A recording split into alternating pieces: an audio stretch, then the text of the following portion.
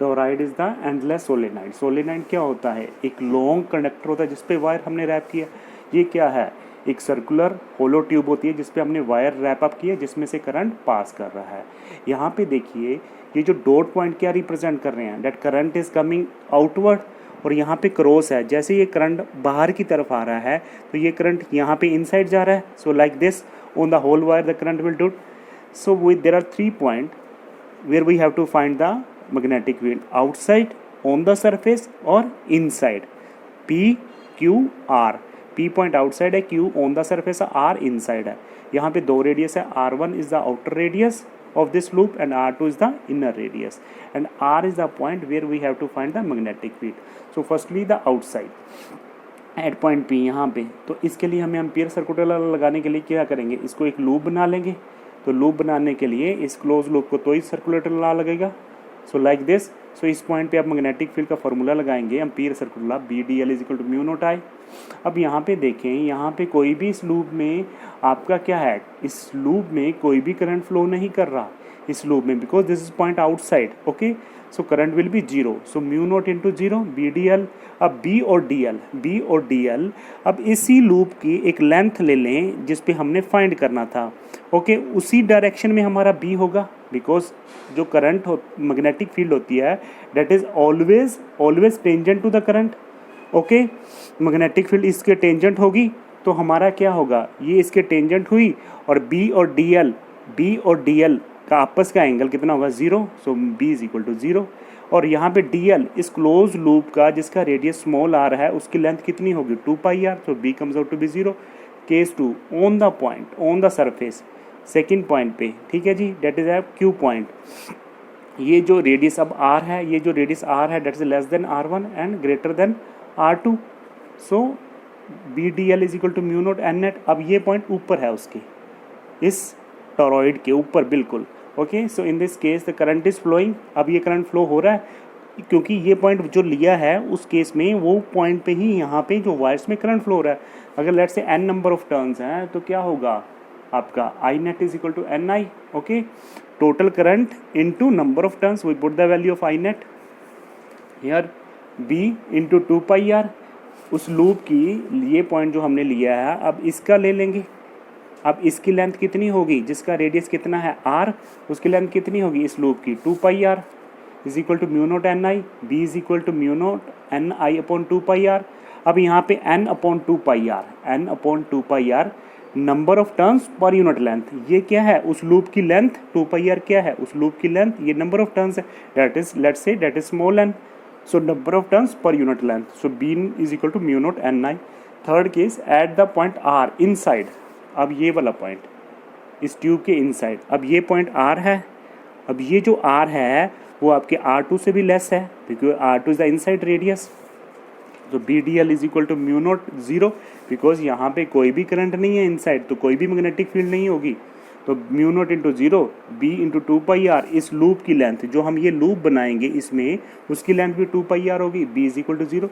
So outside magnetic field 0, inside magnetic field 0, on the surface the magnetic field is the mu naught n into I। Now we see the type of magnetic forces. There are 2 type of the magnetic forces.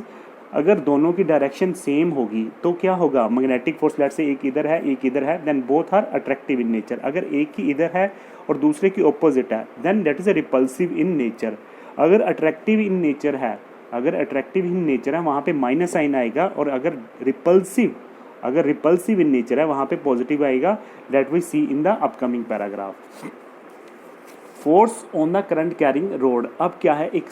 एक road है जिसमें से हमारा क्या है? Current pass कर रहा है, वहाँ पे हमने फोर्स निकालनी है। Firstly we see the diagram.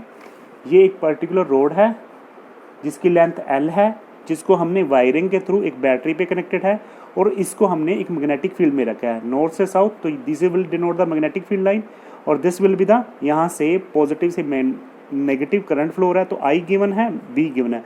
अब इस पे जब ये कोई भी रोड मैग्नेटिक फील्ड में रखी होगी और जिसमें करंट पास कर रहा होगा तो उस पर एक फोर्स लगेगी। वो फोर्स कितनी होगी? That we see force. अब इसका कोई भी, इस रोड का जिसकी लेंथ L है उसका कोई भी स्मॉल एलिमेंट ले लें DL।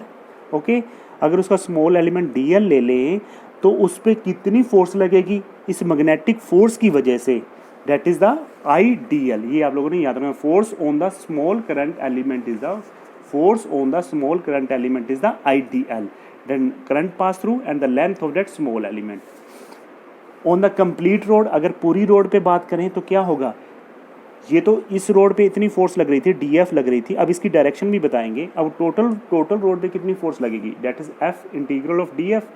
DF क्या है, DF क्या है आपका IDL into B, IDL into B, because यहाँ पे देखें ये जो आपका फोर्स है that is this amount that is acting on this point.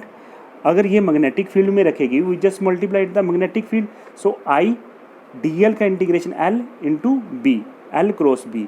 अब यहाँ पे देखिए फोर्स डिपेंड अपॉन किस चीज़ पे डिपेंड है, आई एल और बी। आई एल क्या है, आई एल की डायरेक्शन लेट से ये वाली है आपकी आई एल, बिकॉज करंट यहाँ पे पास कर रहा है, तो करंट एलिमेंट, आई को करंट कहते हैं और आई एल को करंट एलिमेंट कहते हैं। तो ये आपकी ये डायरेक्शन है लेट से, और बी आपकी ये डायरेक्शन है। आई डायरेक्शन क्या है, एक्स डायरेक्शन, जे डायरेक्शन क्या है, वाई डायरेक्शन।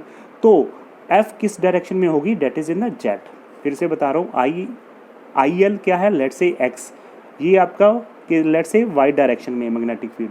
तो उस केस में फोर्स उसके अपर पेज के बाहर लगेगी या पेज के अंदर लगेगी, उस रोड पे, उस रोड को या वो बाहर की तरफ खींचेगी या वो पेज के अंदर लेके जाएगी, और कितने अमाउंट से, I L B. Now we see the force between the two parallel current carrying wire. पहले हमने सिंगल वायर देखी, सिंगल रोड देखी, इस पे कितनी लगी थी। अब दो वायर्स उस पे देखते हैं। सबसे पहले हमने एक वायर ली, इनफाइनाइट वायर ली है, जो कि इनफाइनाइट वायर है जिसमें से करंट I1 पास कर रहा है। सबसे पहले आपने ये देखना है, तो करंट I1 पास कर रहा है, तो magnetic field due to the wire with current I1, इसकी वजह से अब हमने देखा था एम्पियर सर्कुलेटर लॉ की एप्लीकेशन में, जहाँ पे हमने देखा था मैग्नेटिक फील्ड आउटसाइड पे कितनी होती, क्या फॉर्मूला था अगर आप लोगों को याद है, म्यू नॉट आई 2πr। तो इस पॉइंट पे लेट से हमने मैग्नेटिक फील्ड निकालने हैं, इस करंट की वजह से इस पे मैग्नेटिक फील्ड लगेगी, ऐसे करके करंट ऐसे फ्लो हो रहा है तो मैग्नेटिक फील्ड ऐसे लगेगी, तो क्या होगी, सर्कुलर लगेगी। और ये जो मैग्नेटिक फील्ड है, दूसरी रोड जो एक रोड और पड़ी है वो उसको टच करेंगी, ये एक रोड थी, इसकी वजह से मैग्नेटिक फील्ड सर्कुलर होंगे, बिकॉज करंट I1 पास हो रहा है, तो इसकी वजह से मैग्नेटिक फील्ड जो भी होगी that is circular. Okay, so whose value is the mu naught I 2πr, वो उसका जिस पॉइंट पे हम फाइंड कर रहे हैं। ये हमने एम्पियर सर्कुलर लॉ की इनफाइनाइट रोड की लेंथ में ये फॉर्मूला देखा था। के डायरेक्शन क्यों है इसकी, के डायरेक्शन क्यों है, ये देखिए बेटा, ये आपका आई डायरेक्शन है, ठीक है, जिसमें करंट फ्लो हो रहा है, ये आपका डिस्टेंस है, ये आपका डिस्टेंस है जहाँ पे आपने फाइंड करना है वाई।